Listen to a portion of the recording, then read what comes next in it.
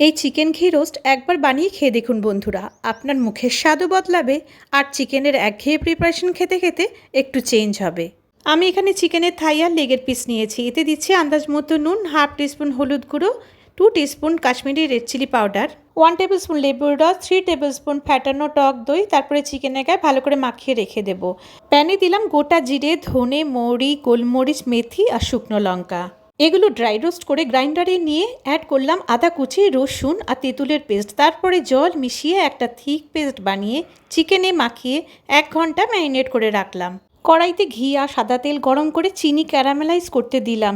3টে পেঁয়াজ কুচি ভাজা ভাজা হয়ে গেলে ম্যারিনেট করা চিকেন দিয়ে মিডিয়াম ফ্লেমে নেড়ে চেড়ে মাঝে মাঝে ঢাকা দিয়ে জল ব্যবহার না করে রান্না করে নিলাম।